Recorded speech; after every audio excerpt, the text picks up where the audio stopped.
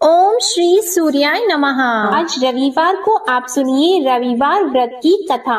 प्राचीन काल में एक राजा था और एक रानी थी। उनके पास सिपाही, घोड़े, दासियां, दास, धन दौलत सब कुछ था, सिर्फ उनकी संतान नहीं थी। इसी कारण वे दोनों राजा रानी बहुत दुखी रहते थे। संतान प्राप्ति के लिए उन्होंने हर तरह के दान, धर्म, धार्मिक अनुष्ठान, जप, मंत्र, पूजा पाठ आदि सब किया, लेकिन इससे उनका कोई फायदा नहीं हुआ। जब राजा और रानी वृद्ध होने लगे तो दोनों को बहुत ही चिंता हो गई। वे दोनों सोच में पड़ गए कि अब हमारे इतने बड़े राज्य का क्या होगा, कौन बनेगा इस राज्य का वारिस, कौन लेगा प्रजा की जिम्मेदारी। राजा और रानी दिन रात इसी चिंता में घुटने लगे। उन्हें खाने और पीने की भी सुध नहीं रहती थी। तो एक सुबह राजा के दरबार में एक साधु आता है तो दासी रानी को इत्तला करती है।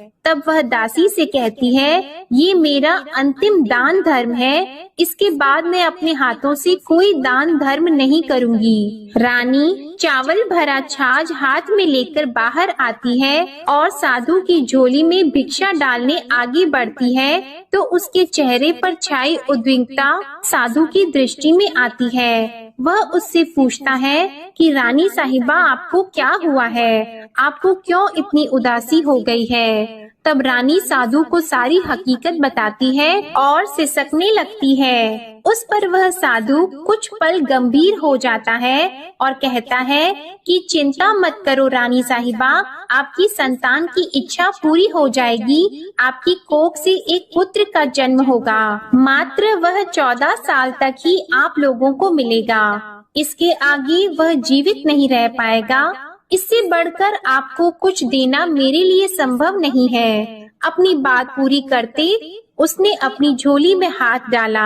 झोली में हाथ डालकर थोड़ी सी भभूत निकालकर उसने रानी को दी और कहा, आप और महाराज दोनों इसे बांटकर ग्रहण कर लेना, तुम्हें जल्द ही पुत्र की प्राप्ति होगी। और वह साधु अपनी राह को चला गया।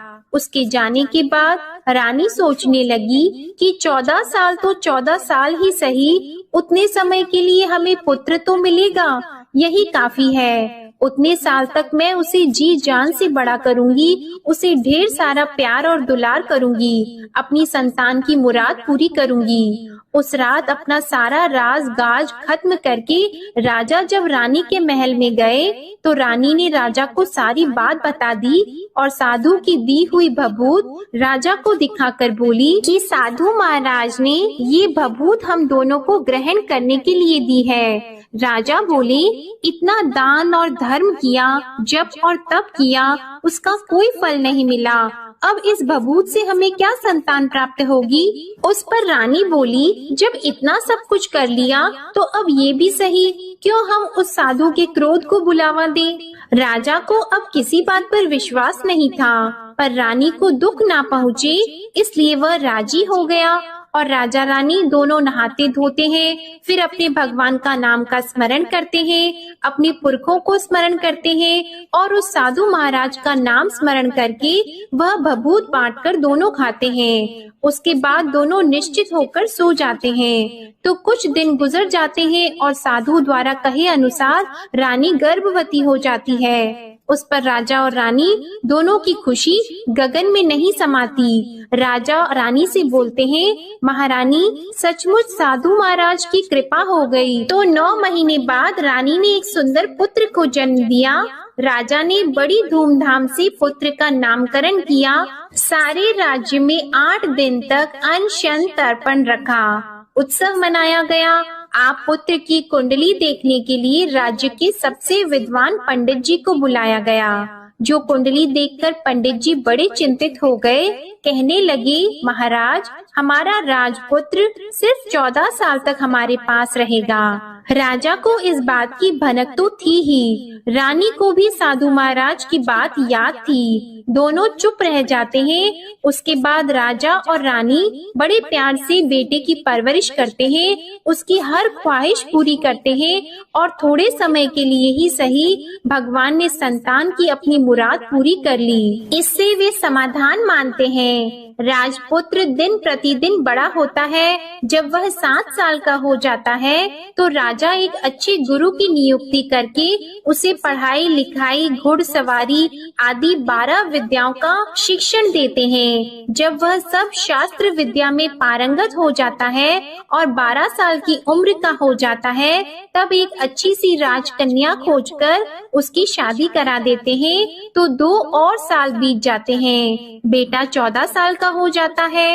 एक दिन राजपुत्र राजा से बोलता है, पिताजी, मैं अपना सारा राज्य घूमकर देखना चाहता हूँ। आज तक मैंने सिर्फ इस रजवाड़े के अतिरिक्त कुछ देखा नहीं है। बेटे की बात सुनकर राजा चिंतित हो जाते हैं, क्योंकि पुत्र को 14वां साल शुरू हुआ ही था। अब कोई अनहोनी होने का वक्त नजदीक आ पहुंचा था, लेकिन राजा यह सब बातें पुत्र को बता नहीं सकता था। राजा अपने चेहरे पर खुशी लाकर बेटे से कहता है कि हाँ, जरूर जाओ बेटा, तुम्हें अपना सारा राज्य घूमकर देखना चाहिए। कहाँ क्या है ये सब जानना चाहिए। कल मेरे बाद तुम ही को तो राजा बनना है। मात्र एक बात का ध्यान रखें, तुम जहाँ जा रहे हो, क्या कर रहे हो, ये बात अपनी पत्नी को नहीं बताना। पुत्र कहता है, ठीक है पिताजी, आपने जो कहा है मैं वैसा ही करूँगा। राजपुत्र दिन भर अपनी पत्नी के साथ रहता है, खुशियाँ मनाता है और रात को 12 बजे वह उठकर बाहर चला जाता है। फिर सुबह होने से पहले वापस अपने महल में आकर सो जाता है। ऐसा बहुत दिनों तक चलता रहा और पुत्र का 14वां साल खत्म होने में कुछ ही दिन बाकी रहे थे। इतने में उसकी पत्नी यानी छोटी रानी रात में जाग जाती है। वह देखती है कि बिस्तर पर राजपुत्र नहीं है। वह महल में सब जगह देखती है तो राजपुत्र कहीं भी नजर नहीं आते। तो वह क्या करती, किससे कहती? वह चुपचाप रहती है। फिर वह सुबह होने पर देखती है कि उसका पति अपनी जगह सोया हुआ है। वह पति से कुछ नहीं पूछती है, लेकिन दूसरी रात भी जब वैसा ही होता है, तीसरी और चौथी रात और कुछ दिनों तक ऐसा ही चलता रहता है, तब रानी बहुत ही चिंतित हो जाती है। उसके मन में ढेर सारे सवाल उठते हैं, लेकिन उसे पूछने में डर लगता है। शायद पति गुस्सा कर बैठे। सास ससुर से पूछने के बारे में सोचा तो उसकी कुल मर्यादा बीच में आ जाती थी। तो इस तरह वह मन ही मन घुटती रहती थी। इस हालत में उसे खाने पीने में दिलचस्पी नहीं होती थी। वह दुबली पतली हो जाती है। तो उस राज्य में फूल बेचने वाली एक बूढ़ी मालिन थी। वह हमेशा छोटी रानी को फूल देने उसके महल में आती थी। उस बुढ़िया का ध्यान छोटी रानी पर पड़ जाता है। वह उससे पूछती है, बेटी, तुम्हें किस बात का दुख है? तुम इस तरह सूख कर कांटा क्यों बनी हो? उस पर रानी कहती है, क्या बताऊं तुम्हें अम्मा, तुम्हारा राजपुत्र हर रात्रि को बाहर चला जाता है और सुबह वापस लौट कर आ जाता है। वह कहाँ जाता है, क्या करता है, यह सोच सोच कर मैं अन्न जल ग्रहण नहीं कर पाती हूँ और सूख सूख कर इस तरह कांटा बन रही हूँ। बुढ़िया सब बात सुनकर उसे एक उपाय बताती है कि बेटा ऐसा करना, आज रात को तुम सोना मत, उसके पीछे जाकर देखना कि वह कहाँ जाता है, क्या करता है और उसकी अच्छी तरह से पहरेदारी करना। तो छोटी रानी बोली कि अगर मुझे नींद आ गई तो बुढ़िया बोली कि तुम्हें नींद न आए इसलिए एक काम करना, अपने बाएं हाथ की उंगली में एक जख्म कर देना, उस पर थोड़ी सी मिर्ची छिड़कना, उससे तुम्हें बड़ी जलन होगी और उस पीड़ा से तुम्हें रात भर नींद नहीं आएगी। रानी बुढ़िया के कहे अनुसार वही करती है। उंगली की जलन से उसे बड़ी देर तक नींद नहीं आती, लेकिन बाद में वो सो जाती है। दूसरे दिन सुबह बुढ़िया फूल लेकर उसके महल में पहुँचती है और पूछती है, क्या हुआ बेटी, क्या तुम देख पाई कि पति कहाँ जाता है? रानी कहती है, नहीं अम्मा, पहले कुछ समय जलन के कारण मुझे नींद नहीं आई, पर कुछ देर के पश्चात मैं सो गई। बुढ़िया कहती है, कोई बात नहीं, आज तुम उंगली पर पहले से थोड़ा बड़ा जख्म करना और ज्यादा मिर्च लगाना, तो रानी ने वैसा ही किया, परंतु वह सिर्फ पति को बाहर निकलते हुए देख पाती है, उसके पीछे नहीं जा सकती क्योंकि उसे फिर से नींद आ जाती है। दूसरे दिन सुबह बुढ़िया आती है तो उसके पूछने से पहले ही रानी रोककर कहती है, अम्मा, मैं आज भी उसकी पहरेदारी ठीक तरह से नहीं कर पाई। बुढ़िया कहती है, रोना नहीं बेटी, सब कुछ ठीक हो जाएगा। तुम आज रात जख्म और बड़ा करना और उस पर ज्यादा मिर्ची लगाना, और एक काम करना कि जब वह जाने के लिए निकलता है तब उसका रास्ता रोकना। बुढ़िया ने जैसा बताया रानी ने वैसा ही किया। आज रात उसे नींद नहीं आती है। पति जब रात को महल से निकलने के लिए चलने लगता है तो वह बुढ़िया ने जैसा बताया वैसे ही करती है। दौड़कर जाकर पति का रास्ता रोकती है और कहती है, कहाँ जा रहे हो, किससे मिलने जा रहे हो, मुझे बताओ। राजपुत्र उसे समझाने की बहुत कोशिश करता है। देखो, अगर मैंने तुम्हें यह बता दिया तो मैं तुम्हें दोबारा नहीं मिल पाऊंगा। रानी कहती है, कोई बात नहीं, ना मिल पाओ, लेकिन आप रात के समय कहाँ जाते हो यह मुझे बता दो। राजपुत्र निरुपाय हो जाता है। पत्नी की जिद के आगे उसकी एक नहीं चल पाती। ठीक उसी समय उसका 14वां साल खत्म हो रहा होता है, 15वां साल लगने वाला होता है। जो होता है वह हो जाने दो, यह सोचता है और कुछ चावल मंत्रों से सिद्ध करके पत्नी को देकर कहता है कि इन चावल के दानों को हाथ की मुट्ठी में पकड़ना। पहले दाएं हाथ में पकड़े चावल मेरे ऊपर फेंकना, मैं कौन हूँ तुम्हें पता चल जाएगा। बाद में बाएं हाथ में पकड़े चावल मेरे ऊपर फेंकना, मैं जैसा था तुम्हें मिल जाऊंगा। लेकिन यदि तुम बाएं हाथ के चावल मेरे ऊपर फेंकना भूल गई तो मैं तुम्हें कभी नहीं मिल पाऊंगा। रानी ने कहा, नहीं भूलूंगी। रानी बड़े आत्मविश्वास के साथ यह कहकर दाएं हाथ में पकड़े चावल पति के ऊपर फेंक देती है तो राजपुत्र एकदम एक विशाल घोड़ा बन जाता है। एकदम उम्दा सफेद गर्दन पर लंबी अयाल देखते देखते वह तेजी से दौड़ने लगता है। रानी उस घोड़े को एकदम भौचक्की होकर देखने लगती है और पति ने बाएं हाथ के चावल फेंकने की जो बात कही थी वह भूल जाती है। उसकी आंखों के सामने घोड़ा महल से बाहर निकलकर चला जाता है। घोड़ा जो महल से बाहर जाता है तो वापस नहीं आता। अब रानी को बड़ा पश्चाताप हुआ। वह स्वयं को कोसने लगती है, लेकिन अब उसका कोई फायदा नहीं होने वाला था। राजपुत्र अब वापस नहीं आने वाला था। सुबह होते ही महाराजा को सब बात पता चली। उन्हें बहुत दुख होता है। वे बिस्तर पकड़ते हैं और राह देखते हैं कि एक दिन उनका बेटा वापस आ जाए। इस तरह 1 महीना गुजरता है, 3 महीने गुजरते हैं, आखिर 6 महीने पूरे हो जाते हैं। राजपुत्र का कोई अता पता नहीं चलता। प्रधान राजपुत्र को ढूंढने के लिए राज्य के गांव-गांव सिपाही भेजता है, लेकिन उन्हें कोई सफलता नहीं मिलती। इधर रानी अपनी हठ के कारण पति गायब हो गया है, ये सोचकर स्वयं को मन ही मन कोसती है और प्रण लेती है कि कुछ भी करके पति को ढूंढ कर लाएगी और उसे वापस घर लेकर आएगी। एक दिन सुबह उठकर सास ससुर के महल में जाती है और कहती है कि मैं अपने पति की खोज में जा रही हूँ। महाराजा को और क्या चाहिए था, कुछ भी करके उनका बेटा उन्हें वापस मिलने चाहिए था। वे बहू को जाने की अनुमति देकर कहने लगे, बेटी तुम्हें जो चाहे वह करो, जहाँ जाना है वहाँ जाओ, लेकिन हमारे बेटे को वापस लेकर आओ। अब रानी अपना शाही भेष बदलकर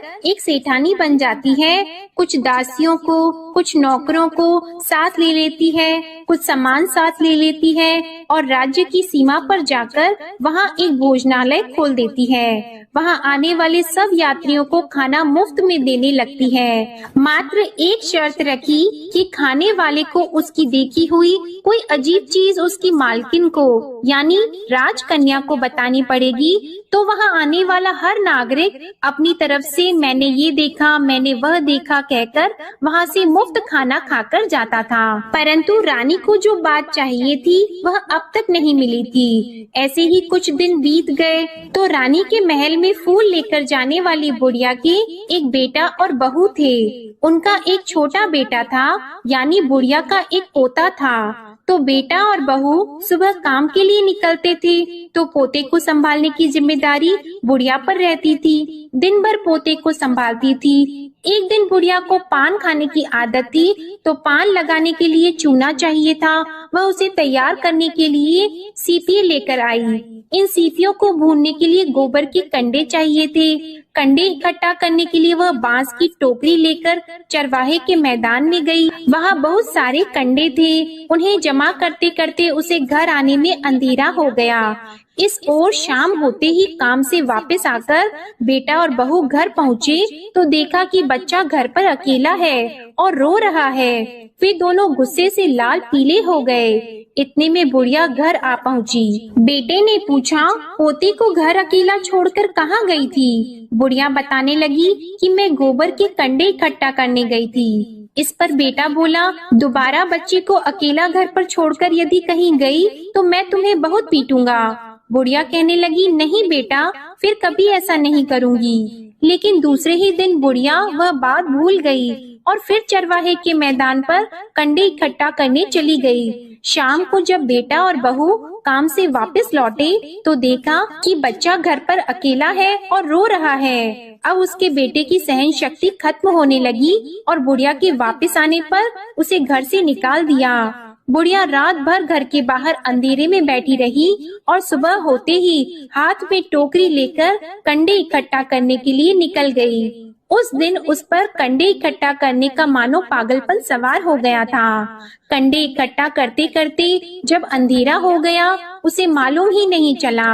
उसे जब ध्यान आया तो गांव का रास्ता भी ठीक तरह से दिखाई नहीं दे रहा था। वह अंधेरे में आंखें फाड़कर देखती देखती किसी तरह आगे निकल पड़ी तो एक कपिला गाय छन छन की आवाज करते गली की घंटी बजाते ठुमक कर उस मैदान पर आ गई। उसे देखकर बुढ़िया सोचने लगी कि इस गाय के पीछे पीछे जाऊंगी तो गांव तक पहुंच जाऊंगी। तब बुढ़िया उसके पीछे पीछे जाने लगी। वह गाय उस मैदान से लेकर एक एक करके 6 मैदान पार करती है। आखिर में वह 7वें मैदान तक पहुंचती है तो क्या होता है कि उस मैदान पर एक बड़ा सा पत्थर है। गाय जाकर उस पत्थर को अपना सींग मारती है। जब गाय ने सींग मारा तो वह पत्थर दूर हट गया और पाताल में नीचे जाने की सीढ़ियां दिखाई देने लगी। तब वह गाय उन सीढ़ियों से नीचे जाने लगी। बुढ़िया वह सब देख रही थी और झट से जाके गाय की पूंछ को पकड़ लिया।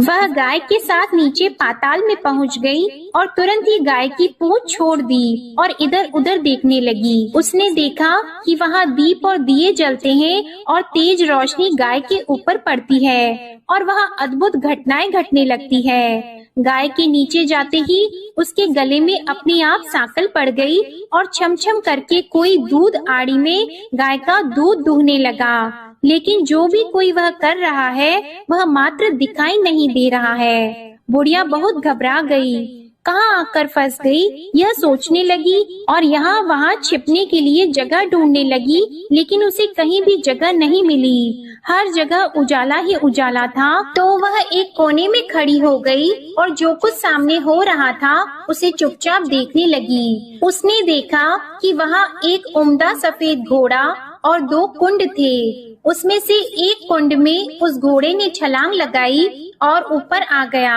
और उस घोड़े को अब राजपुत्र का रूप प्राप्त हो गया।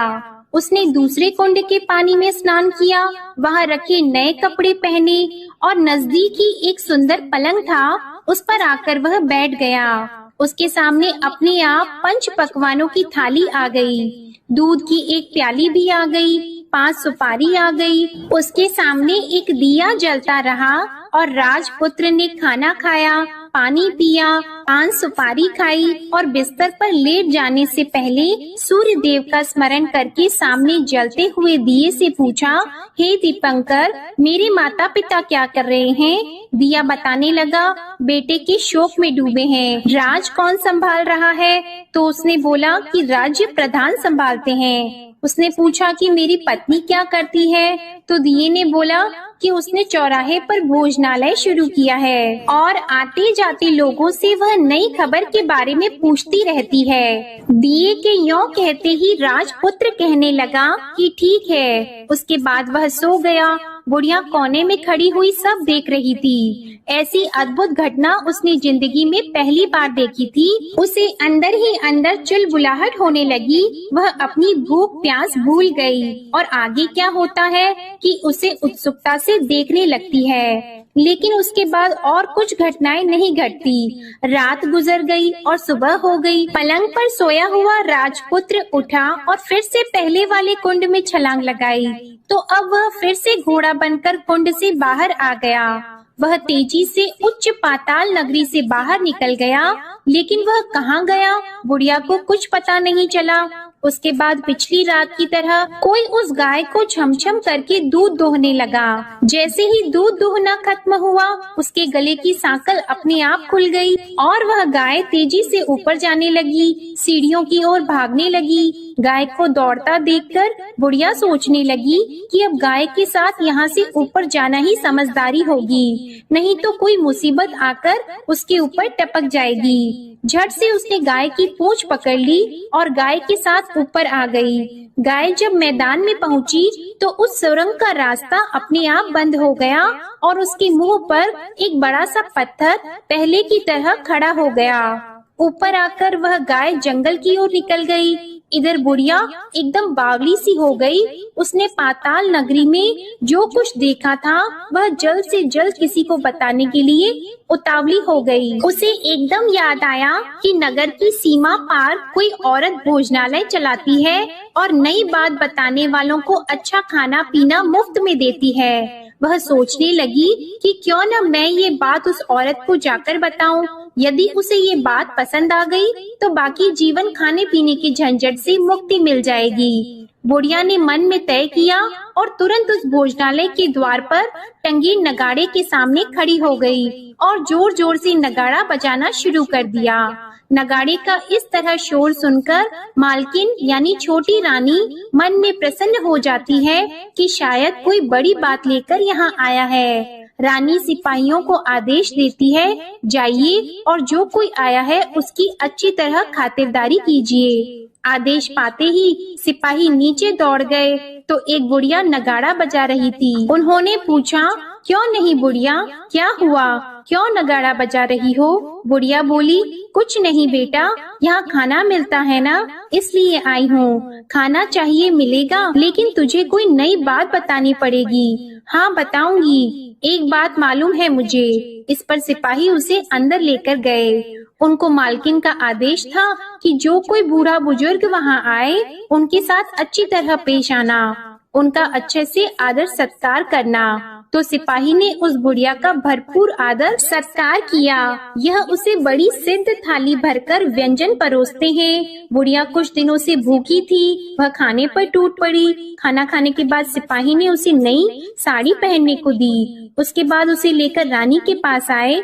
बुढ़िया और रानी ने तुरंत एक दूसरे को पहचान लिया। तब रानी ने बुढ़िया से कहा कि अम्मा अब बताओ तुमने क्या नई बात देखी है? नई बात? मैंने कोई नई बात नहीं देखी है। बुढ़िया बोली, वह तो मेरे पास तुम्हें देने के लिए खाने के पैसे नहीं थे, इसलिए मैंने झूठ कहा और नगाड़ा बजाया।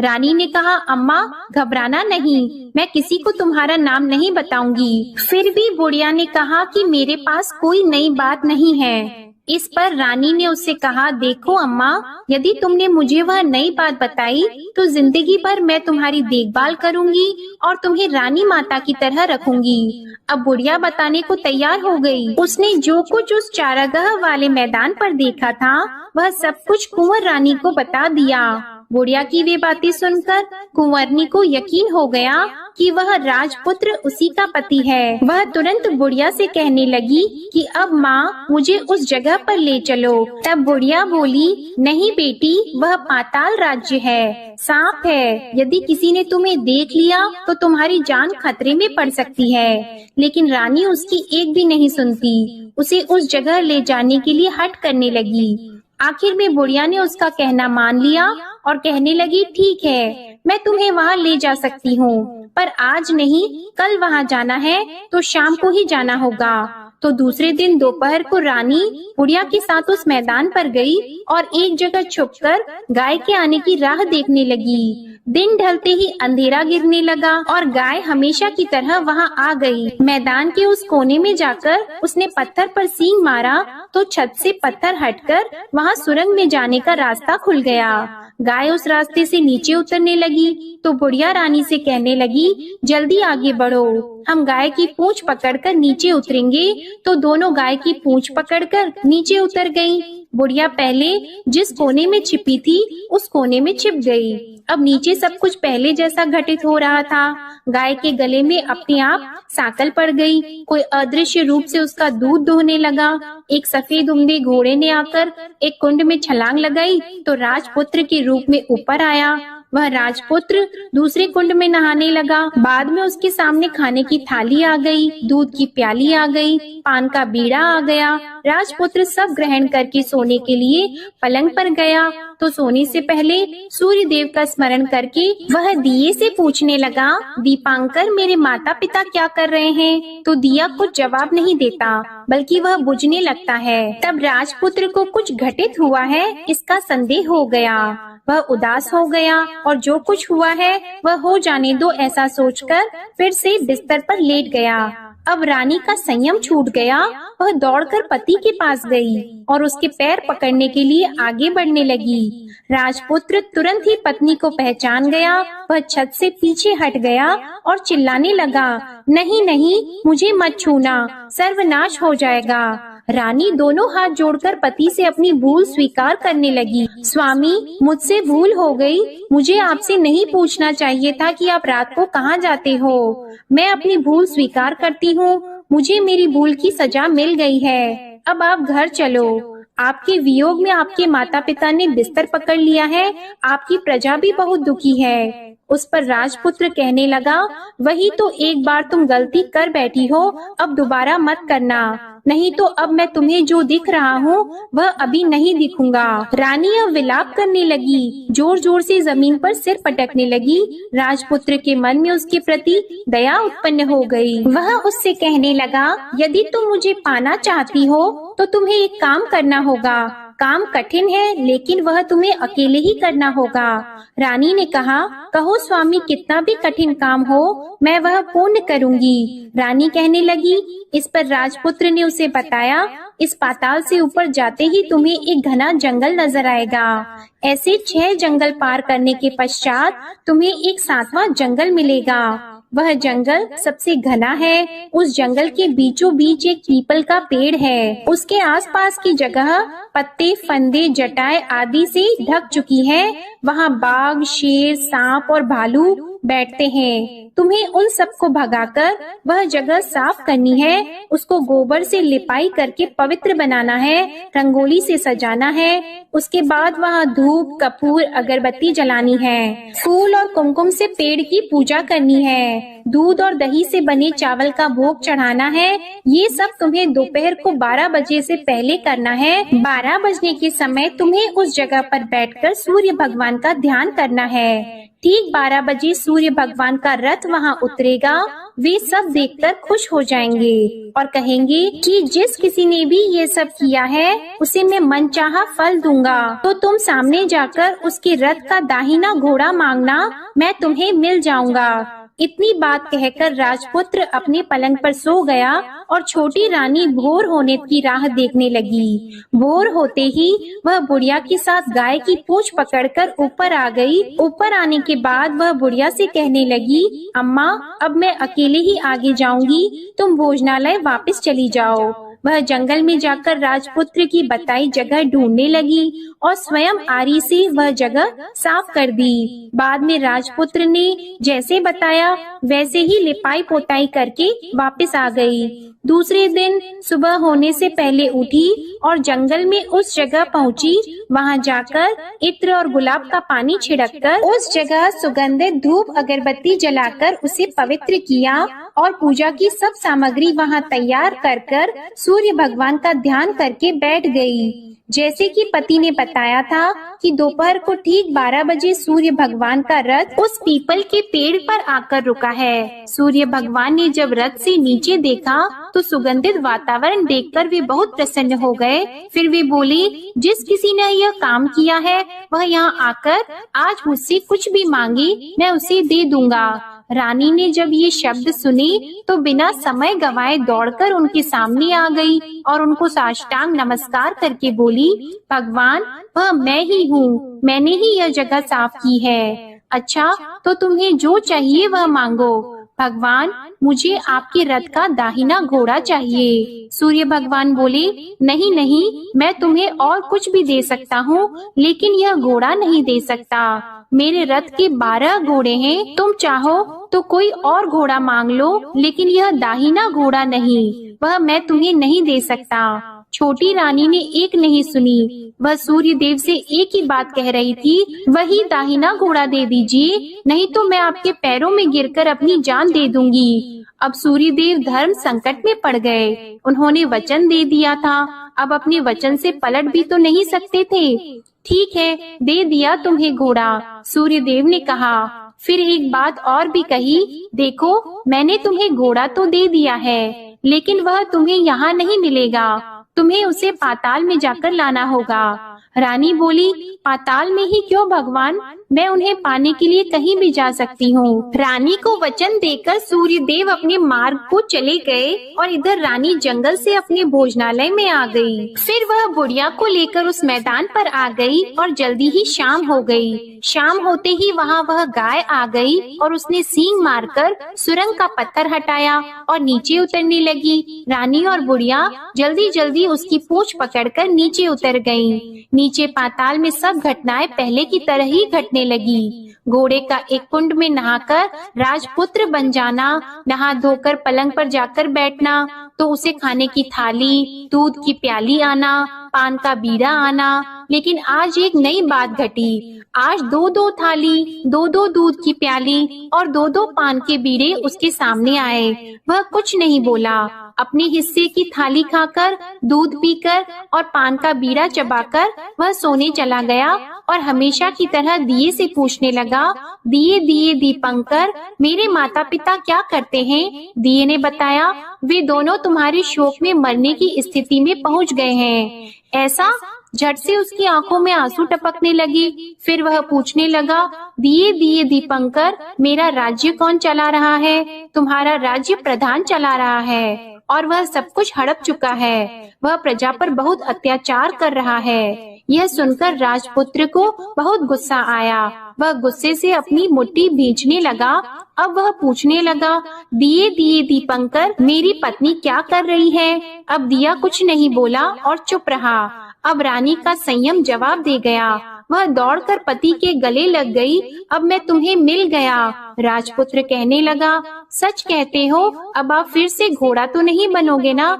नहीं, दोबारा घोड़ा नहीं बनूंगा। तुमने जो इतने सारे कष्ट उठाए हैं मुझे पाने के लिए, इसलिए सूर्य देव ने मुझे सदा के लिए घोड़े के जन्म से मुक्त कर दिया है। राजपुत्र ने बड़े प्यार से कहा और उसे गले लगाया। उसके आंसू पोंछे और कुछ देर के पश्चात सुबह हो गई तो गाय की श्रृंखला टूटकर वह ऊपर भूलोक जाने लगी। रानी, राजपुत्र और बुढ़िया उसकी पूंछ पकड़कर ऊपर आ गए। ऊपर आने पर वे सीधे भोजनालय में पहुँचे। वहाँ का सब सामान लोगों में बांट दिया और उसको ताला लगाकर अपने राज्य में लौट आए। राजपुत्र वापस आता है और उसके तेवर देखकर प्रधान घबरा जाता है। राजपुत्र ने उसे बंदी बनाकर कैद खाने में डाल दिया और राज्य की बागडोर अपने हाथ में ले ली। उसके बाद वह अपने माता पिता को मिलने उनके महल में गया। तब राजपुत्र क्या देखता है कि उसके माता पिता उसके शोक में अस्थि पंजर बने हुए हैं। पुत्र को वापस आया देखकर मरणासन राजा रानी की आंखों से टप टप आंसू बहने लगे। इन दोनों ने पुत्र को गले लगा लिया, उसे प्यार से सहलाया और इतना होने के बाद उनकी सेहत में एकदम सुधार आने लगा। वे अब बिस्तर से उठकर बैठ गए हैं, पुत्र को आशीर्वाद देने लगे हैं। राजपुत्र के आने की खबर तुरंत ही राज्य में फैल गई। प्रजा खुशी से फूली नहीं समाई। प्रजाजन राजमहल के सामने इकट्ठा हो गए। राजपुत्र ने भी उन्हें दर्शन दिए और आज से उन्हें कोई दुख नहीं पहुंचाएगा, ऐसा वचन भी दिया। अब राजा अपने पुत्र का राज्याभिषेक करके उसे सिंहासन पर बिठाता है और बहू को महारानी का दर्जा देता है और स्वयं अपनी पत्नी के साथ ईश्वर स्मरण करते खुशी से दिन बिताता है। महाराजा बना राजपुत्र अच्छी तरह से राज्य चलाने लगा और अपनी पत्नी के साथ सुख शांति से जीवन बिताने लगा। उस बुढ़िया को रानी ने अपने ही पास रख लिया और उसकी अच्छी तरह से देखभाल करने लगी। बुढ़िया और उसके बुढ़ापे के दिन खुशी से गुजरने लगे। प्रेम से बोलिए सूर्य नारायण भगवान की जय। आपको आज की कथा पसंद आए तो वीडियो को लाइक करना मत भूलिएगा, शेयर कीजिएगा, कमेंट में भगवान श्री सूर्य नारायण की जय लिखिएगा और चैनल को भी सब्सक्राइब करिएगा। इसी के साथ आप हमारे चैनल पर आषाढ़ मास महात्म्य की कथा भी जरूर सुनिएगा। प्रेम से बोलिए भगवान श्री सूर्य नारायण की जय।